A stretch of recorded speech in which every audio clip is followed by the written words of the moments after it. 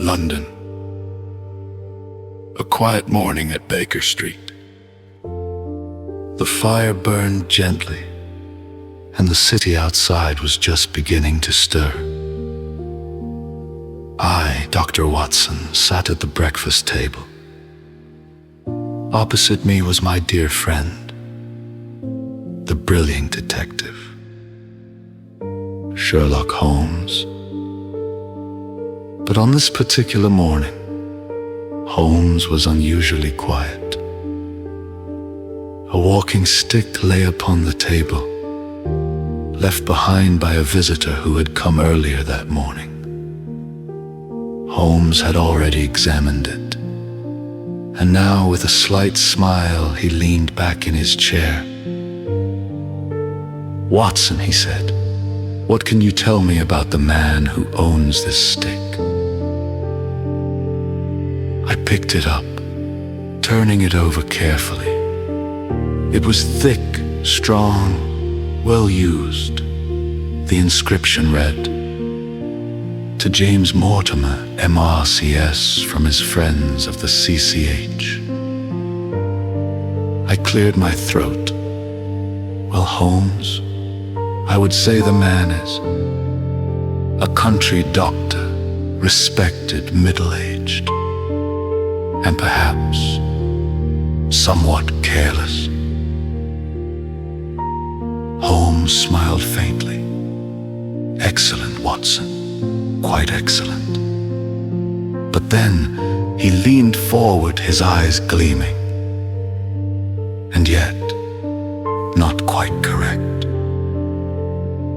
Holmes took the stick from my hand, spinning it lightly between his fingers.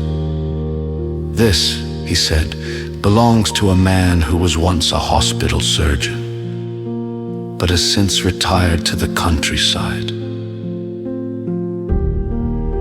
He pointed to the worn edges. "You see, Watson, the wear suggests long walks, likely visiting patients in rural areas." "And the dog?" he added casually. "The dog?" I asked, surprised. "Yes, a large dog with a habit of carrying this stick." Holmes showed the bite marks clearly visible on the wood. A spaniel perhaps, or a retriever. Faithful, but slightly careless. I stared at him in amazement. Every time, it felt like magic. But Holmes simply smiled. For him, it was nothing more than observation and logic. Just then, footsteps echoed on the stairs. A moment later, our visitor entered the room. A tall, thin man with sharp features and a curious, eager expression. "Dr. James Mortimer, I presume," said Holmes calmly. The man froze, clearly astonished. "How did you know?" he asked. Holmes gestured lightly toward the walking stick. "Your calling card was left behind." Dr. Mortimer sat down, still visibly impressed. "I have come to consult you, Mr. Holmes," he said.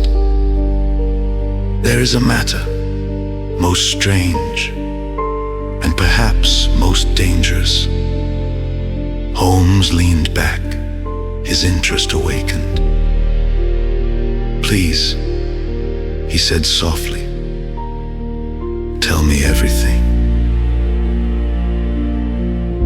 And so, on that quiet London morning, a mystery began.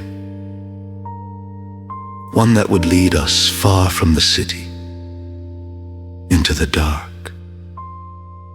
and haunted moors of Baskervilles.